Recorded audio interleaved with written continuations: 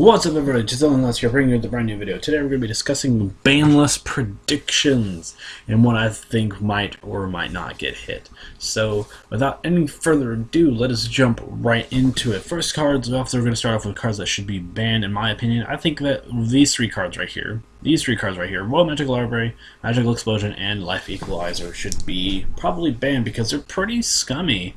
I mean honestly, they both lead to very generic OTKs, and if you consider Prog, which I kind of don't. I really don't want Monarch FTK to be a deck, and it should not be a deck. And these cards are quite the culprit to make other OTKs in the future, and FTKs in the future. Not to mention, they add very unhealthy game states to the majority of the game, into the majority of tournaments, because you always see these in degenerate decks. You never see these things outside of skillful play.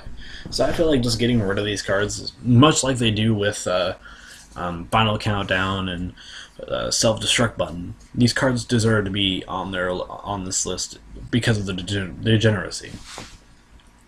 Next card I think that should hit is probably Cosmo Dark Destroyer. Since it's going to be readily accessible, this deck is going to be absolutely crazy.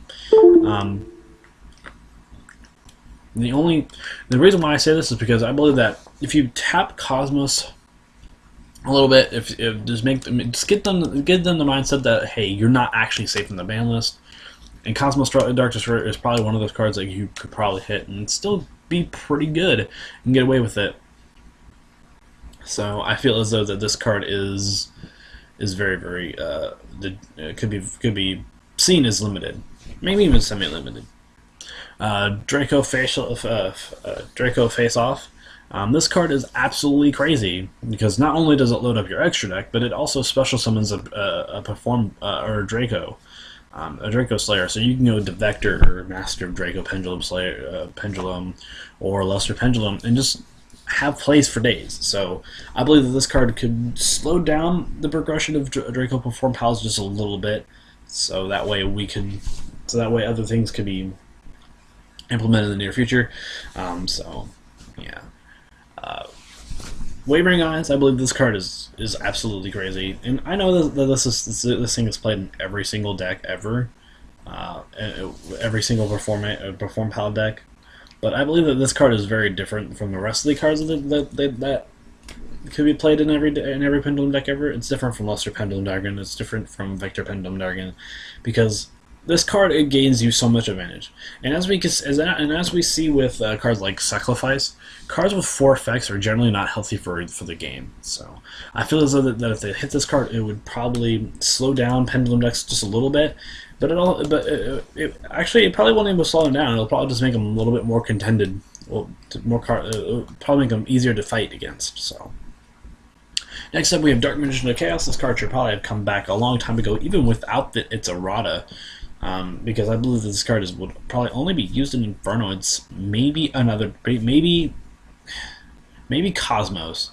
Cosmos would probably find some use to make use of this card. I actually think about that, but for the most part, with its errata, I think it would be fair if this card came off the list at least one. Next is Pot of Avarice. With the rise of Pendulum decks in the current meta, I feel as though the Pot of Avarice is going to see less and less play, and is going to be less and less relevant. So therefore, I think that this card is fine to come back to at least 1. I don't think this card should come back to 3.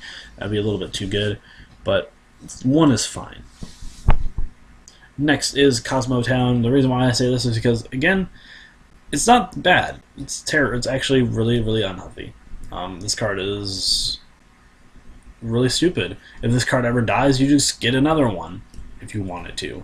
If this card dies, you just get a Dark Destroyer, or you get a Farm Girl. And not to mention, this card just banishes cards and then returns it to your hand. It targets banished Cosmo cards and returns it to your hand. It reveals any number of Cosmo monsters in the hand and then shuffles them. So, and then you draw cards with it. So it's pretty stupid. Next is Bottomless Trap Hole to 2. I believe this card is fine. This card is actually a Pendulum Deterrent. I'm not saying put like Heavy Storm or Arby's Feather Duster to 1, because we have Twin Twister and stuff like that. But I believe that Bottomless Trap Hole is fine at 2, and it's not really that big of a deal. Dark Hole is probably fine to come back to 3. I believe that this card could probably come back to 3 and not matter. Because a lot of other things are like, oh, okay, you destroy my field, I'm just going to get it all back with pendulums and yeah, and worst case scenario, the best, and generally speaking, the other decks are like, ha, thanks, loading up my graveyard. Pokemon can come back to 3 with all the cards that can't be targeted. This card should be fine to come back to 3. Same thing with Compulse. This card should have come back like at least a few years back, so it's perfectly okay. And Necrophase. What is this card even doing on this list? I mean, Macrocosmos is at 1, Defissure is at 1, and Gold Sarcophagus is at 1. So this card's kind of not relevant. And this card probably wouldn't even make any impact on the meta if it ever did come back to 1 or 3. I mean, so yeah. Let me know what you guys think about the main list. What cards did I miss? It probably should be hit. What cards do you think that should come off this list? And let me know in the comment section below. And this has been Totally Honest, and I'm signing out.